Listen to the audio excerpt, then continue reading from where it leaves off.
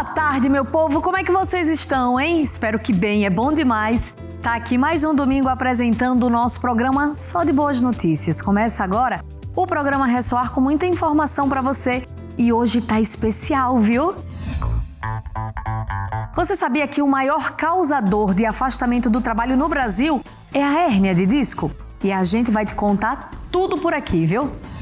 No Conexão Social, Nanda Perim, psicóloga especialista em inteligência parental, divide conosco informações para transformar as relações de pais e filhos. Então fique ligado porque o programa Ressoar já está no ar, hein?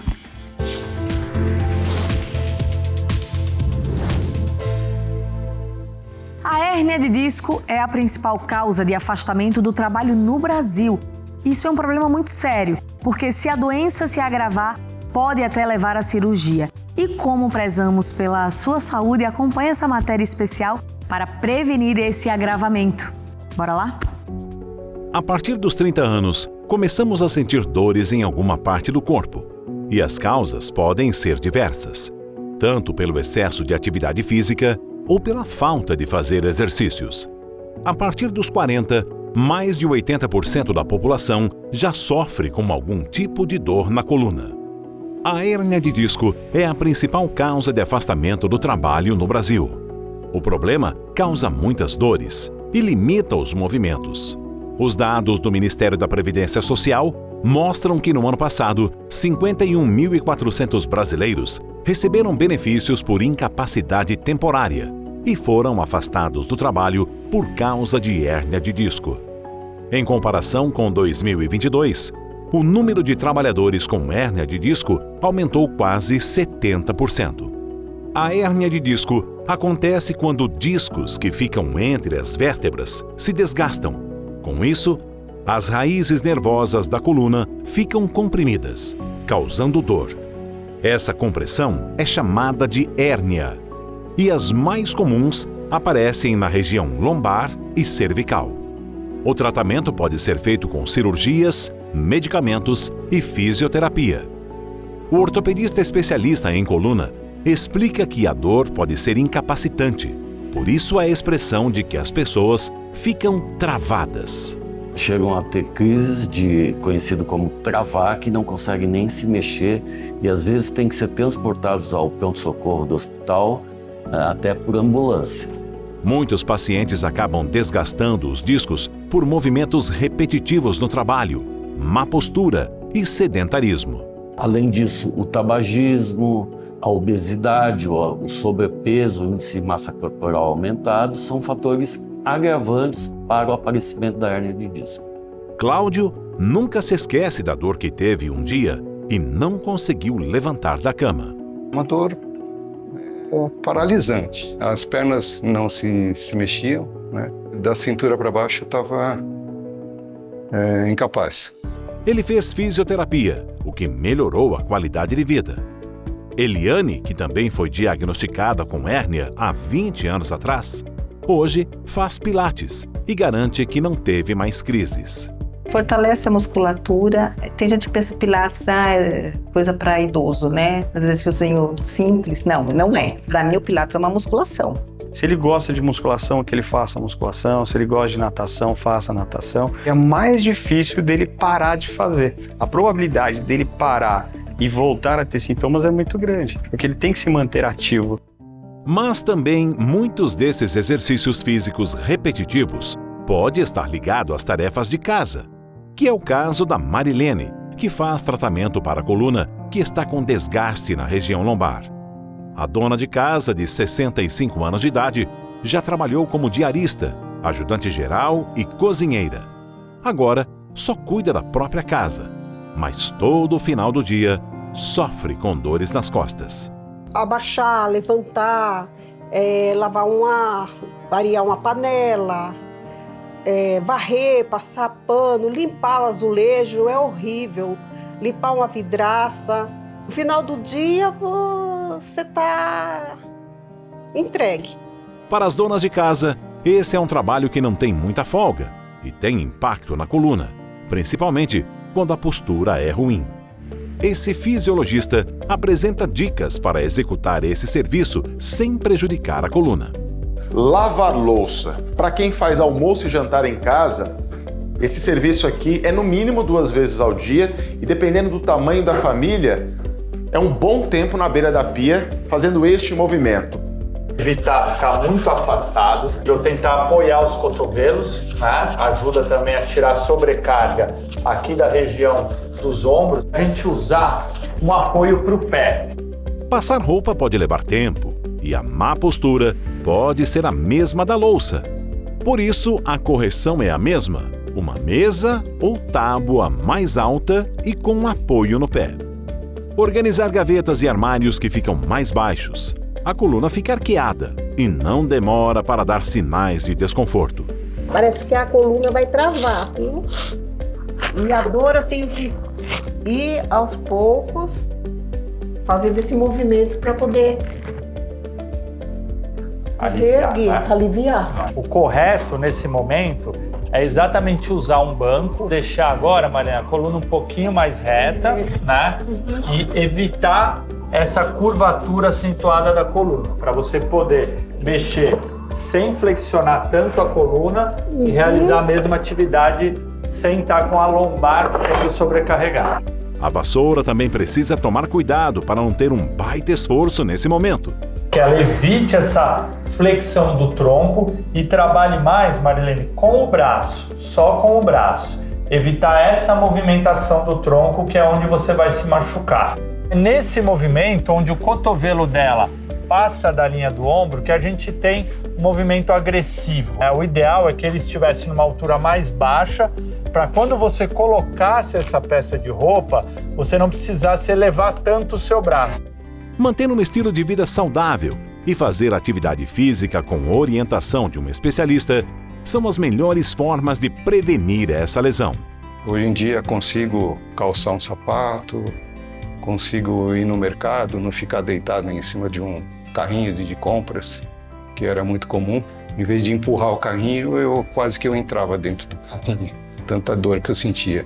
Ao sentir dores fortes na coluna, procure um médico. Boa saúde para você. Minha gente, é preciso tomar muito cuidado com movimentos repetitivos e esforços com a coluna, viu?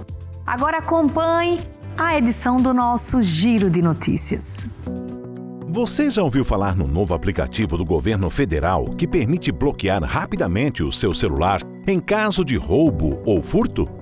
Ele se chama Celular Seguro. A plataforma permite comunicar os bancos e outras instituições sobre o roubo de aparelhos celulares e também ajuda a bloquear o acesso à linha telefônica. É importante que todo mundo tenha em vista que é necessário você baixar esse aplicativo no seu aparelho móvel e também acessar o site do Celular Seguro para que você vincule, né, esse cadastro junto com o seu aparelho. E toda a comunicação posterior a um evento de furto ou roubo, até mesmo perda, você realiza no site, né, do Celular Seguro e automaticamente acontece a comunicação com a operadora de telefonia celular, que vai efetuar o bloqueio da linha, e também para as instituições bancárias que são vinculadas já a esse programa, que apoiam. E esse programa vem crescendo também com outras empresas, né, outros aplicativos, tanto de transporte, de delivery, que vai ajudar a minimizar o transtorno que a pessoa tem quando tem um celular roubado, né? Hoje em dia a gente carrega muita informação dentro do aparelho móvel, né? Cartão do banco, até mesmo documento. Hoje em dia você tem a versão digital, então isso vai mitigar bastante a dor de cabeça que acontece depois desse evento de roubo. Você não precisa comunicar a vários lugares. E é importante frisar que isso não substitui o boletim de ocorrência, né? Ele só minimiza a quantidade de contatos que você precisa fazer para efetuar o bloqueio do aparelho. A partir do momento que você instala o aplicativo em seu celular, caso aconteça algo com o seu aparelho, você solicitará o bloqueio no site do Celular Seguro, através de um computador. Mas se o celular for furtado ou roubado fora do Brasil, o bloqueio também funciona?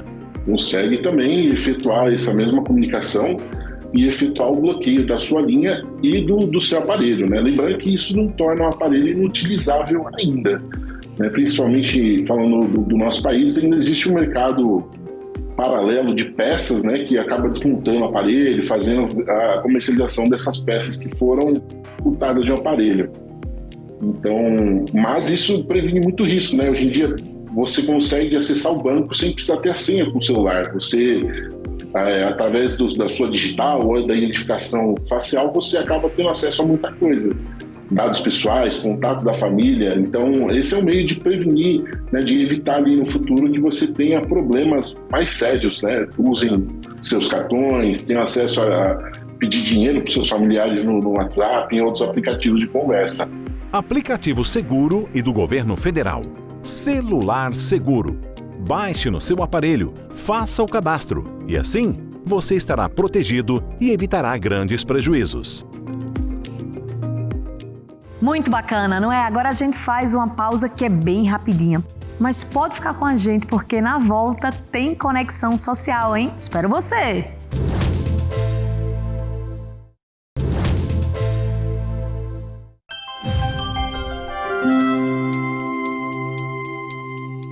O projeto Ressoar Multimeios uniu forças com o Instituto Êxito de Empreendedorismo, que abriu sua plataforma para todos aqueles que desejam despertar o empreendedor dentro de si. Oferecendo conhecimento, oferecendo educação, oferecendo cursos para mudar a mentalidade, para que eles adquiram habilidades socioemocionais para acreditar neles e técnicas para poder empreender empresarialmente, criar riqueza, renda e ter uma família, uma vida mais feliz e em abundância. Isso é um prazer enorme, essa parceria nossa. Alguns cursos podem mudar sua vida, sua história e seu destino. Foi assim comigo, pode ser assim com você. Então estão todos convidados para entrar no nosso site e lá tá Ressoar com a trilha direto para Instituto Êxito, com mais de 800 conteúdos, onde você vai poder escolher. Gratuitamente, totalmente gratuito. E a gente faz isso de verdade para transformar a sua vida, e é por isso que eu estou muito feliz e até emocionada. E quero muito vocês lá, quero muito que vocês continuem mandando mensagens para Ressoar, fazendo perguntas, a gente está à disposição. Um beijo grande e a gente espera vocês.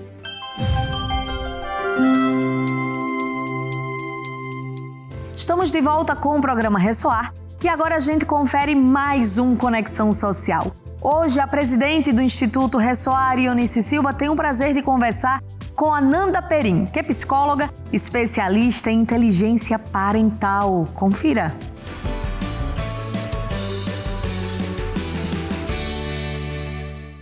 Olá e muito boa tarde, sejam todos muito bem-vindos ao nosso Conexão Social, nosso quadro de entrevista semanal que busca abordar temas relevantes que vão de encontro às dores do nosso público. E hoje vamos falar de um assunto muito especial e delicado, que eu acredito que seja a dor de muitos pais e mães de primeira viagem, que é como criar os filhos nos dias atuais. Quais são os principais desafios que os pais enfrentam ao se tornarem pais e mães? Como ajudar a criança a lidar com seus medos e serem emocionalmente saudáveis? E para falar sobre esse assunto tão sério, temos a alegria de receber uma convidada especial, ela que é referência em educação baseada na empatia e respeito, autora de mais de 10 livros, psicóloga, especialista em inteligência parental. Ela é a querida Nanda Perim, ou seja, mais conhecida como Psimama. E que alegria te receber aqui, viu? Seja muito bem-vinda. Nossa, foi uma alegria muito grande ser convidada. Muito obrigada. A gente tem um público aqui, mas eu acho que a maioria de mulheres, claro que algumas aí talvez já tenham seus filhos um pouco mais grandinhos, mas tem outras aí com um bebezinho pequeno ou que sai esperando. A galera no caminho para ser vó também. E o seu trabalho tem sido fundamental. Eu quero te parabenizar, né? Agradecer demais do seu tempo, sair lá do Espírito Santo para vir aqui nessa tarde, trazer esse conhecimento tão importante e que particularmente toca muito meu coração. Eu dividia com você minha experiência pessoal, né? Quando eu tive minha filha, e são assuntos que a gente vai poder falar aqui também. Sim. Queria que você começasse falando um pouquinho da sua história e por que você se tornou a Psimama. Porque tem um motivo aí, e isso é até bacana você contar um pouco para conectar com a mulher que está assistindo a gente, porque não foi do nada, né? Não. Foi a partir de uma dor sua. Isso, foi. Na verdade, assim, eu tinha esse sonho de engravidar e de ter filho, né? De ser mãe e tudo mais. Queria parto normal, queria amamentação, aquela coisa... E eu era nova, quando eu engravidei eu tinha 25. Hoje em dia as pessoas estão engravidando mais velhas, por isso que eu falo nova, né? Porque minha mãe me teve muito mais nova que eu tive meus filhos. Sim, a minha também. Mas as gerações agora cada vez estão tendo, né? Construindo primeiro, essas pessoas estão focando na carreira, né? Eu tenho visto muita gente, por exemplo, focando no autoconhecimento. Isso é muito maravilhoso. A criança chegar na sua vida, quando você já tem uma certa estrutura financeira, você já tem um certo autoconhecimento. Não foi o que aconteceu na minha, porque eu era uma jovem muito ansiosa, com muita vontade de ter filho, nova, eu queria ter nova. E quando eu engravidei, eu tinha muito isso na minha cabeça de parto normal, parto normal, parto normal. E na época, 10 anos atrás, as pessoas da minha família, assim, ao meu redor, acharam isso muito estranho, porque a cesariana era o padrão e tinha essa construção de que a cesariana era o mais saudável para o bebê, que você fazendo um parto normal, você estaria botando o bebê em risco. Então eu percebo que o meu movimento de verdade começou querendo um parto que todo mundo discordava e eu tive que nadar muito contra a maré. E eu comecei a perceber que as pessoas não tinham a mesma visão que eu sobre isso. E aí, o meu filho nasceu, eu tive o parto normal. Meu parto não foi a experiência que eu achei que ia ser, foi um parto muito difícil. Então, a próxima etapa do pós-parto, que a gente, que agora está mais conhecida, a palavra puerpério, né? Na época não era tão conhecida assim, foi a parte mais desafiadora para mim. Para mim foi muito difícil. Então, assim, por exemplo, eu lembro quando eu estava na maternidade que a enfermeira falou para eu não fazer carinho no meu filho, porque a minha mão, na pele do bebê, a mão do adulto é uma lixa. Ai, meu Deus. Então ela falou para eu não fazer carinho, para eu não ficar pegando ele muito no colo. Enfim, começou a me dar um monte de instruções que me distanciou muito, me deu muito medo de machucar o meu filho, de fazer mal para ele.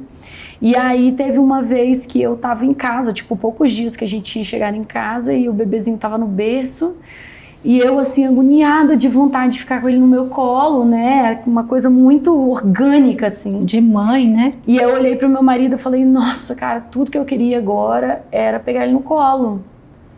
E aí meu marido olhou pra mim e falou, uai, pega. E aí eu olhei pra cara dele, assim... Aí ele, cara, o bebê é seu, pega, ninguém manda nele não, se você quer pegar, ele é seu, pega.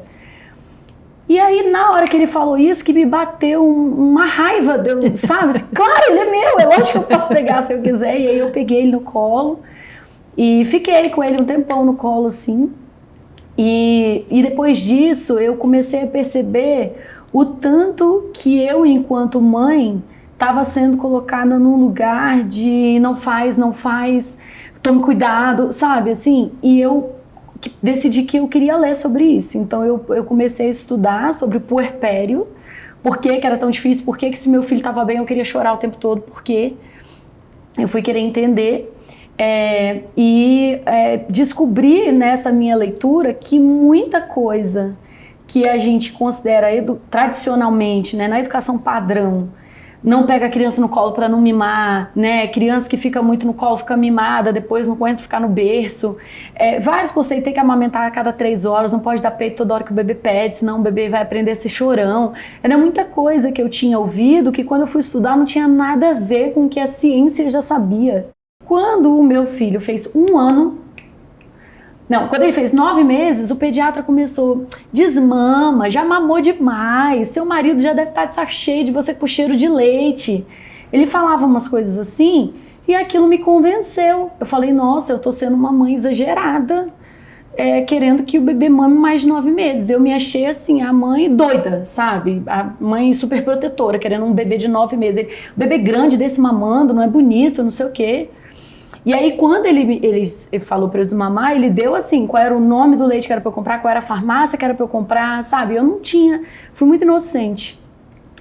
Meu filho começou a adoecer. Por quê? Eu não sabia por quê. Ele começou a ter um otite atrás de outro, uma otite atrás de outra. Né? Não era, sabe o que era? Eu só descobri quando meu filho já tinha perdido uma parte da audição de tão machucado que estava. Ele mamava mamadeira do mesmo jeito que ele mamava peito, deitado. E o pediatra que mandou desmamar, que mandou dizer qual era a lata de leite e tudo mais, não teve o conhecimento, a sabedoria de me dizer, como você só amamentou o peito até hoje, você não sabe, mas mamadeira não pode dar deitado, só peito que pode, mamadeira não pode. Por quê? Porque o peito, ele dá sucção negativa, o ouvido tampa, não acumula leite, não dá otite.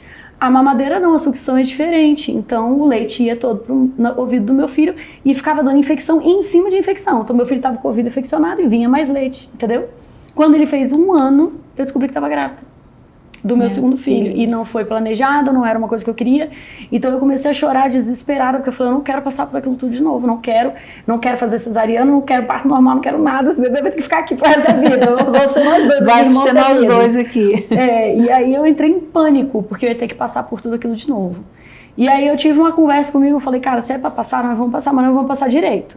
Agora que eu já tô no caminho de estudar, eu vou estudar gestação, parto, tudo.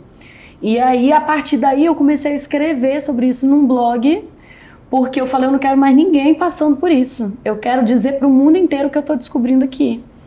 E aí, menina, começou a viralizar. Na época era Facebook ainda. Olha só. Era Facebook. Ali você já começou a ajudar muitas mães. Aí começou a viralizar e eu descobri que era um negócio que não era só eu, né? Que tinha assim, todas as mulheres estavam sozinhas em casa chorando, achando que era só com elas.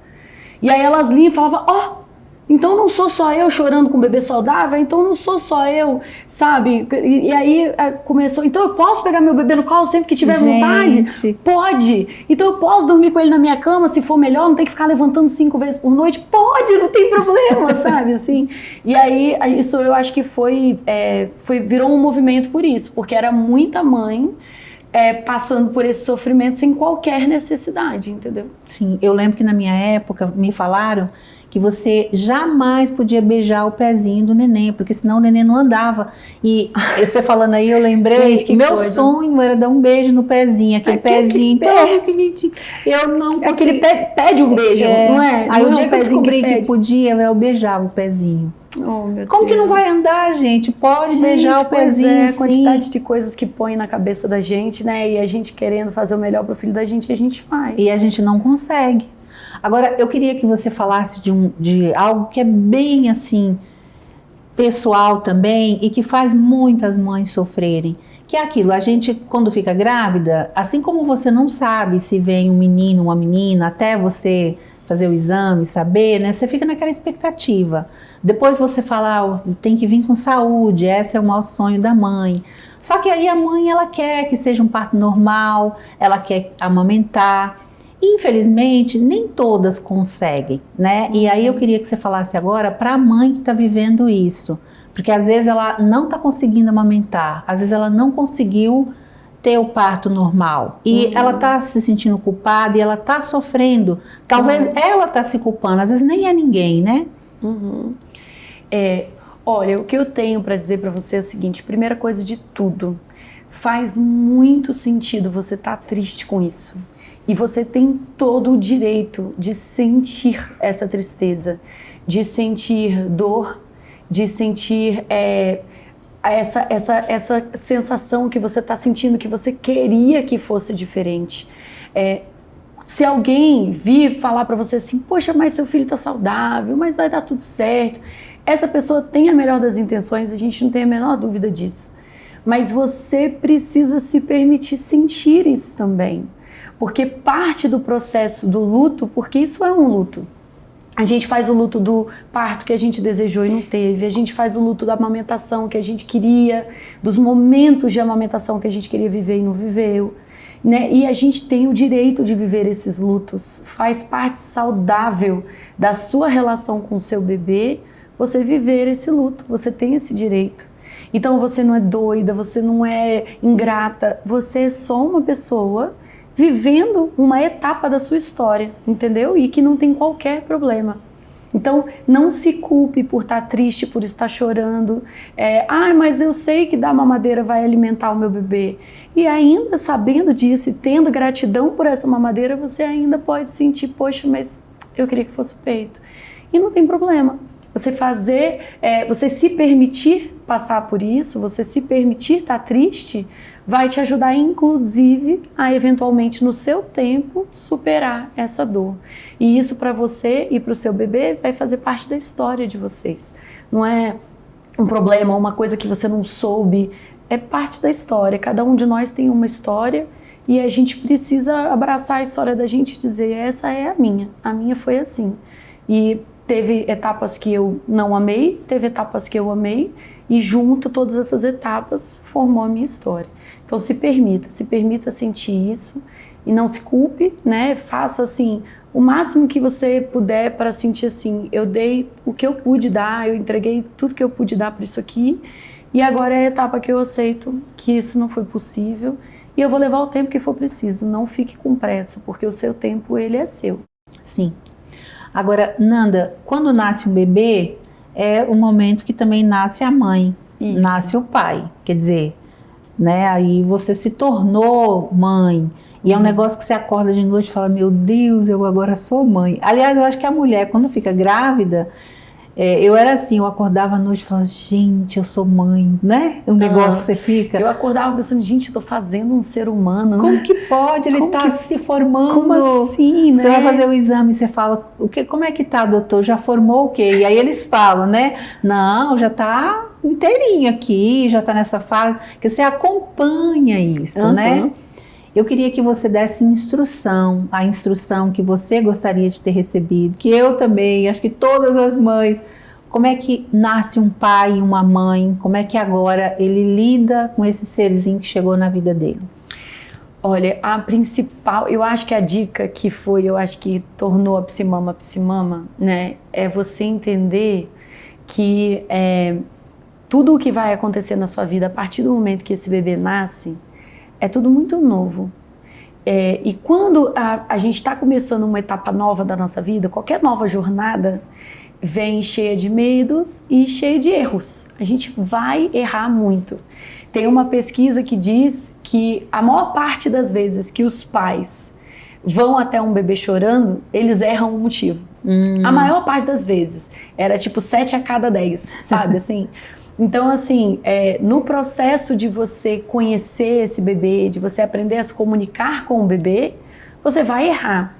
Então, sempre que você errar, né, você olhar com bons olhos, porque aquele erro trouxe um novo aprendizado. Nós, mães, a gente tem uma tendência, os pais, às vezes também, né, a se culpar, a ficar se cobrando, se criticando, porque na educação padrão que nós vivemos, nós fomos crianças muito cobradas, muito criticadas, que é uma das coisas que o meu trabalho propõe, né, a gente mudar esse padrão de criticar tantas crianças, de brigar tanto com crianças, porque se torna a voz interior. Então a nossa voz interior nos critica e nos cobra muito. Então se você inicia a sua vida com o seu bebê, sabendo que você vai errar muito, como todo mundo está errando também, você se cobra menos, você tira o peso e aí traz uma leveza maior na sua rotina. Você erra, você dá uma risada e fala, eu vou aprender com isso, eu sou uma mãe de primeira viagem como todas as outras. De segunda, de terceira, cada bebê é uma nova novidade. Você já pode falar também o que a gente faz para a gente acalmar o choro, que é um desespero também da mãe, de o bebê ficar chorando e o que ela faz, porque às vezes ele chora que você não sabe o que fazer, você dá o peito, você faz tudo, você balança, você fala, será que tá com cólica, você vira assim, né, enfim. Sim, com relação ao choro, né, principalmente no primeiro ano de vida, a gente fala que o bebê, ele tá num quarto trimestre de gravidez, assim, é como se esse bebê, ele tivesse ainda sendo gestado, então nos primeiros 3 meses, ele ainda precisa, na verdade nos primeiros 9 meses, né, como se fosse uma gestação extrauterina, né? Então, esse bebê precisa de tudo que ele tinha na barriga. Então, o que ele tinha na barriga? Ele tinha movimento constante, e isso é uma parte importante porque as mulheres estão cada vez mais orgulhosas de ter gestações muito ativas. Então, ela faz crossfit a gestação inteira e depois quer que o bebê goste de ficar quietinho lá no berço. Não dá, o bebê dormia o dia todo sacudindo, né? Então é movimento, barulho, porque dentro da barriga é muito barulhento. Então o silêncio para os bebês é muito preocupante, assim. Então, por tanto que as pessoas falam às vezes, Nanda, eu passei o dia inteiro na rua, não, o bebê dormiu com a beleza, chegou em casa, não dorme à noite. Fala, mas é porque a noite às vezes é muito silenciosa pro bebê, por isso que é bom botar um ruído neutro. É bom você botar um barulho de água, um barulho de coração batendo, né? Existem vários tipos. Então a criança precisa de movimento, precisa de barulho, ela precisa de nutrição constante, porque dentro da barriga ela estava nutrida. Então assim, o bebê mama o tempo todo mesmo, assim, o bebê pede peito o tempo inteiro.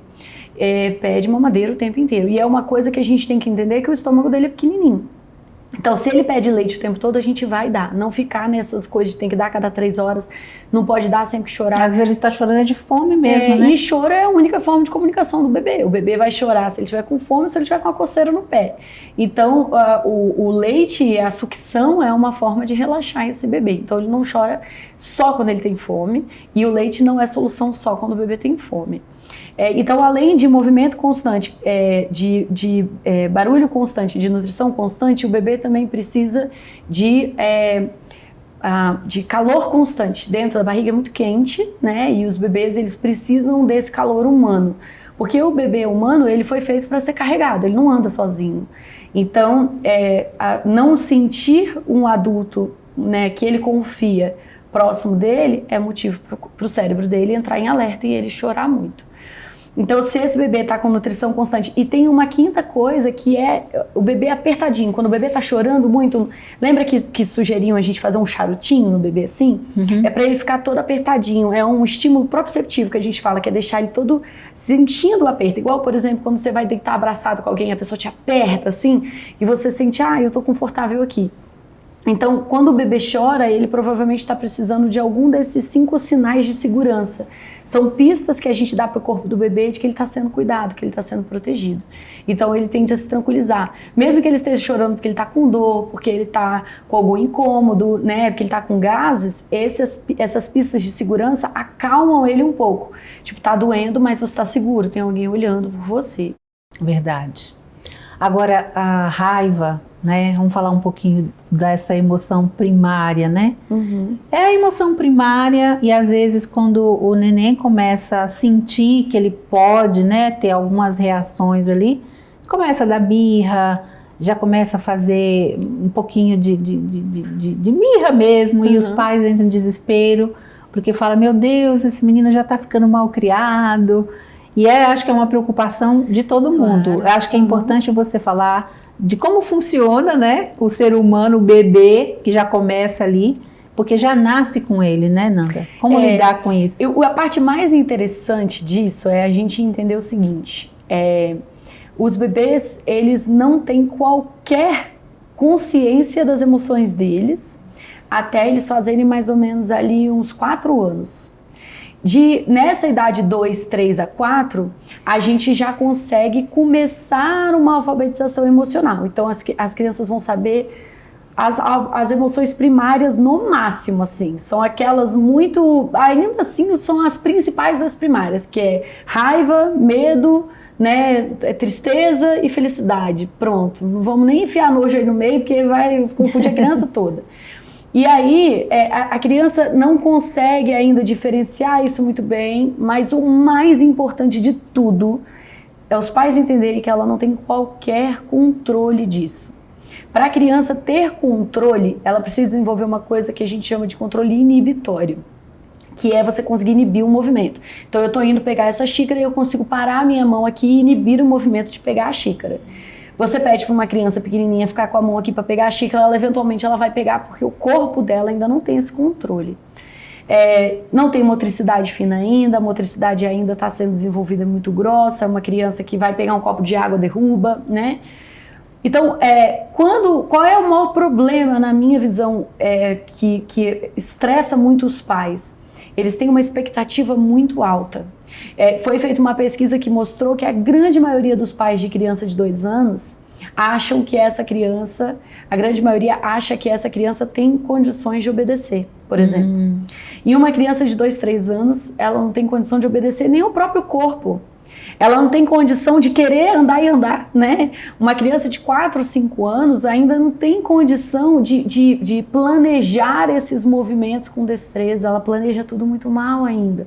Na minha época, né, a minha filha tem 23 anos, quer dizer, A informação que eu tinha era mínima, né? E imagina se naquela época tivesse uma Ananda, né, uma psimama, para eu aprender tudo isso eu teria sofrido muito menos, porque a gente não tinha informação e a gente tinha que seguir aquela mesma cartilha que sua avó ensinou para sua mãe, que ensinou, que a tia, e que nem sempre, e com certeza aquilo não funcionava naquele momento para a gente, né? Então eu acho que hoje o conhecimento está à disposição e as pessoas têm o interesse de ir e pesquisar, e estudar, e conversar com pessoas e não ter vergonha de dizer eu preciso de ajuda. Exatamente. É fundamental, porque você vai criar um ser humano saudável, com condições muito melhores do que a nossa, né? Exatamente. E é interessante a gente ter, como eu estava falando com relação ao puerpério, né? A pessoa saber que ela vai errar. A consciência a gente tem hoje que não é só a nossa criança que está crescendo ali na frente dos nossos olhos. Nós estamos crescendo na frente dos olhos dos nossos filhos. Quando eu tive o meu filho, eu tinha 26 anos. Então, hoje que eu tenho 36, ele viu essa mudança. Ele viu a garota de 26 anos virar a mulher de 36 anos e vai ver eu virando a mulher de 46. Ele vai acompanhar tudo isso. Então, não dá pra gente negar, né, que os nossos filhos também estão assistindo. Então, se a gente quer que eles se sintam no direito de errar, de aprender, de ter dificuldades, eles precisam de assistir a gente passando por isso. Eu olho para o meu filho e falo, filho, eu estou aprendendo. Tem coisa que para mim ainda é muito difícil, sabe? Eu olho para ele e falo, putz, errei, fiz besteira, falei uma besteira hoje para você, não devia ter falado aquilo, estou aprendendo, sabe? Assim, então, eu acho que a gente se permitir ser aprendizes também tira um peso muito grande das nossas costas.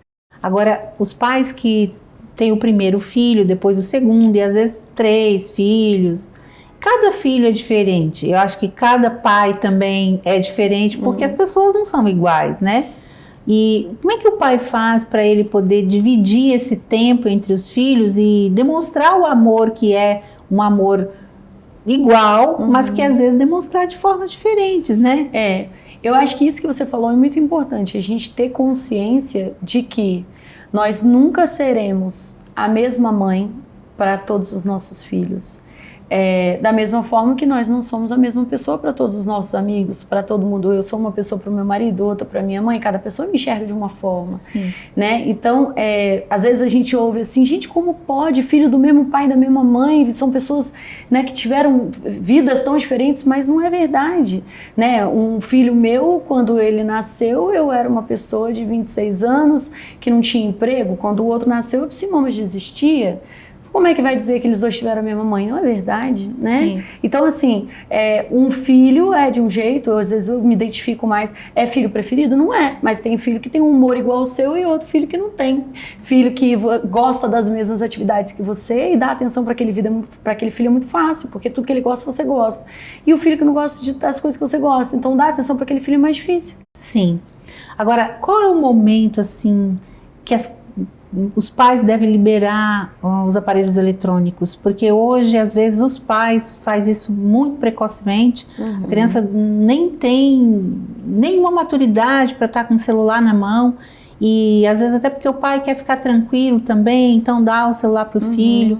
Qual a hora certa que você acha que eles têm que ter esse contato? Durante os anos formativos, né, que são os anos que a criança está formando, construindo o cérebro dela, está em construção, está ali fazendo uma coisa que chama poda neural, que é podando os neurônios que não são muito utilizados, mantendo aqueles que são muito utilizados. A gente tem uma preocupação muito grande com quais são os estímulos que aquele cérebro está captando, que são os importantes de manter, né? E quais são os que não são importantes de manter. Então, se a maior parte do tempo, por exemplo, essa criança está numa tela, até 4, 5 anos, e ela está interagindo pouco com outras crianças, ela está conversando pouco, ela está fazendo pouca coisa dentro de casa, servindo pouca coisa, usando pouco as mãos, né? Tudo isso está comunicando para o corpo dela que todas essas coisas não são muito usadas, né? Quando um pai e uma mãe acabam usando a tela para a criança escovar o dente mais rápido, para a criança comer mais rápido, para a criança tomar banho mais rápido, esse é o estímulo que o cérebro está recebendo, né? De que tela é uma habilidade importantíssima de vida e que não pode, né? Todas as outras coisas a gente consegue abrir mão, menos a tela. Então isso é muito perigoso. A minha sugestão é que isso aconteça depois dos 3 anos, prioritariamente, e sempre de forma inteligente e estruturada. A forma inteligente é o melhor conteúdo possível e a forma estruturada é o menor tempo possível. Então, se você consegue somar, né, o melhor conteúdo possível com o menor tempo possível, você tem um resultado que é menos danoso para o corpo da criança. Muito bem. Agora, tem um assunto que a gente, neurocientistas, psicólogos, pedagogos, todo mundo fala muito hoje em dia sobre a construção da autoestima, que isso se dá já ali nos primeiros anos de vida e que agora já se fala que é bem antes, ainda quando está no ventre, né? Queria que você explicasse para a gente como é que constrói a autoestima da criança para que seja um adulto, vamos dizer assim, com menos dificuldade, né? O que mais constrói boa autoestima na criança é um adulto que acredita nela. Porque a criança vai formar a identidade dela, a imagem dela, a partir da imagem que o adulto passa para ela. Então, se o adulto entrega o copo na mão e fala, serve, você vai conseguir, e a criança vai servir, ela molha a mesa inteira, e aí o adulto olha para a criança e fala, tudo bem, na próxima você acerta, tenho certeza que você vai conseguir. Você não conseguiu ainda. Então essa criança pensa, eu consigo, eu só não consegui ainda. Se o adulto fala, tá vendo, cara, você é muito desastrada, você derrubou tudo. Ela pensa, eu faço tudo errado, eu não consigo. Então, qual é o problema disso? O problema é que a educação padrão que todos nós tivemos é a educação de se irritar com a criança, de achar que a criança tem que nascer sabendo tudo. Então, nós fomos tratados com muita ansiedade em cima do nosso crescimento. Você tinha que ter conseguido, muita olha a bagunça que você rigidez, fez. Né? Exatamente. Então, por isso que eu insisto tanto que o movimento que vai fazer a criança ter mais apreço por si mesma, que ela vai se enxergar da melhor maneira, a maior mudança que você pode fazer é em você. Porque, via de regra, são adultos que se tratam muito mal. Se ele derrubar um copo de água, ele vai se xingar e dizer, tá vendo, você é muito desatenta, você tem que prestar mais atenção, você tem que tomar mais cuidado, você só faz coisa errada. Então a gente primeiro precisa mudar o nosso olhar, exercitar, que a gente chama, eu chamo de reprogramação parental, é a gente reprogramar essa mentalidade parental de que tudo é bronca, de que tudo é crítica, de que tudo é cobrança. A gente precisa reprogramar. E como é que você reprograma? Com novos repertórios. Você aprende conscientemente, exercita de forma intencional, achando aquilo muito esquisito, funciona, você tem um feedback super positivo da criança, você fica chocado com aquilo, faz de novo, funciona de novo e daqui a pouco você naturalmente está fazendo porque aquilo é muito bom. Então isso chama reprogramação. E aí você vê o olho da sua criança, que é o que mais tem hoje na internet, é vídeo de pai e mãe mostrando assim, gente, olha a cena que eu vi ontem, era tipo assim, a criança, ela servindo e ela, yes, comemorando sozinha, sabe? Ou então eu vi um vídeo um dia desse que a mãe estava super emocionada, que ela estava brava na cozinha, e aí a filha dela veio e falou assim, que a gente ensina você a legitimar a emoção da criança, né? Aí a filha veio e fala, mamãe, você tá brava? Aí a mãe fala assim, tô, não sei nem porquê, mas eu tô. Aí a filha fala assim, se eu te dar um abraço, será que melhora? Não. Que é como ela ajudava a filha a se acalmar.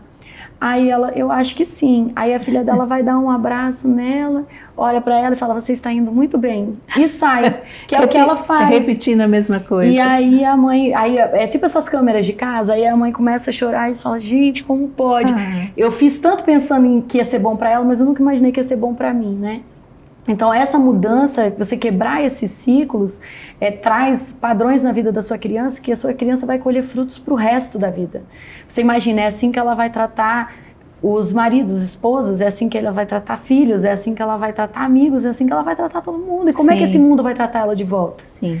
Muito melhor, né? Então, a forma como ela vai se enxergar vendo ela tratando o mundo bem e o mundo tratando ela de volta, é a melhor autoestima que você pode deixar de presente para uma criança, né? Sim, maravilhoso, né? É extraordinário quando a gente ouve quem estudou, né, quem pesquisou e quem vive na prática, porque é o seu trabalho diariamente com os seus na sua casa e com as experiências que você tem das pessoas que você ajuda. E isso é extraordinário, né? Eu fico vendo o tempo todo um trabalho que é feito e os resultados que vêm para uma nova geração. E eu até queria, as meninas estão avisando aqui que está chegando o final, uma pena, né?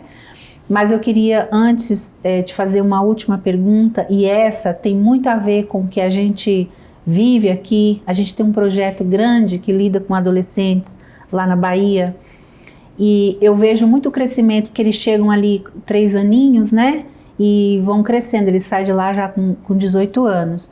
E chega uma hora que pequenininho, tudo bonitinho, todo mundo gosta. É aquela criança boazinha, que faz tudo o que você quer. Aí eles começam a crescer, chega a pré-adolescência, a adolescência. E é normal, isso aconteceu com a gente também. A gente fica mais feio, né? Parece que seu cabelo já não é mais arrumadinho como era, a pele já não é mais a mesma. Começa a se ter uma rejeição um pouco ali com o adolescente, e é um momento que é muito difícil na nossa vida. Quem está lembrando agora da sua hora, de quando você passou por isso, sabe do que eu estou falando. Você se sente muito mal. Então eu queria que você falasse com os pais como lidar com esse ser, que agora já é outra pessoa. Sim. Né? Que maravilhoso que você está me perguntando isso. Eu, inclusive, no voo para cá, estava estudando isso. É mesmo? E é assim, o ponto mais, vamos dizer assim, é muito interessante a gente analisar como que, enquanto a criança é fofa, enquanto a criança é bochechuda, enquanto a criança tem dentinho de leite, é muito fácil cuidar dela, porque o corpo dela convida cuidado. Ela é uma criança fofa e aí você olha para ela e você tem vontade de cuidar. Ela é uma criança leve, você tem vontade de pegar no colo. Ela é uma criança cheirosa, você tem vontade de cheirar. Conforme isso começa a mudar, os dentes começam a ficar grandes demais para o tamanho do rosto. Daqui a pouco os dentes estão todos separados porque precisa abrir espaço para os que vão descer. Daqui a pouco o pé está de um tamanho que não combina com o resto do corpo, o nariz e a mão crescem demais, começam a vir pelos e cheiros que não são tão convidativos. E aí a tendência dos pais e de toda a família, avós, tios, padrinhos, né, as pessoas da família, a tendência ele não é mais fofinho, não é tão fácil de lidar, agora ele tem as vontades, então todo mundo some da vida. Todo mundo começa a cobrar como se essa pessoa tivesse feito 30 anos. As cobranças aumentam, a distância emocional também. E essa criança se sente sozinha, feia e chata. Então aí, o que essa criança começa a fazer? Ela começa a rejeitar os adultos de volta. Porque o corpinho dela fala o seguinte: se você também não me quer, eu também não quero você. Então, qual é a melhor coisa que a gente pode fazer?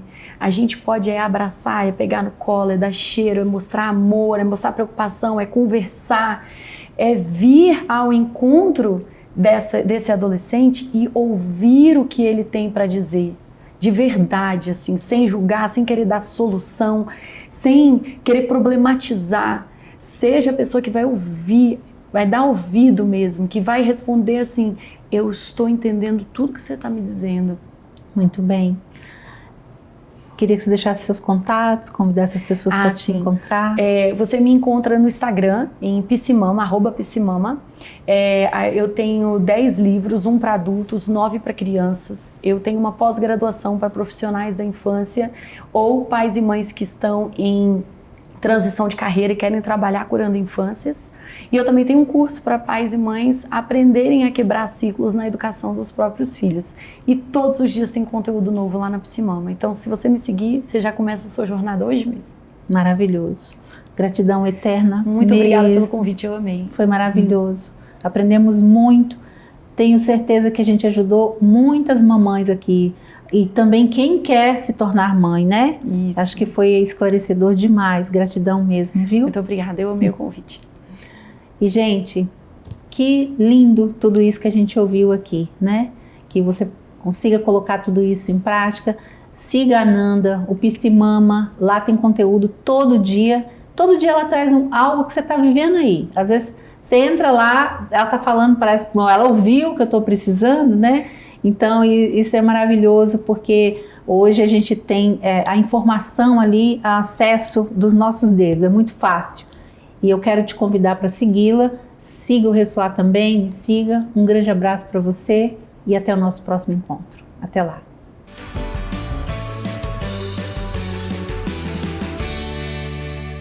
O programa Ressoar de hoje fica por aqui, espero que você tenha gostado. Hoje foi bem especial, gostei demais, viu? E para ver esse e outros programas, se inscreva aí em nosso canal do YouTube, siga também as nossas redes sociais para ficar por dentro das novidades do Instituto Ressoar.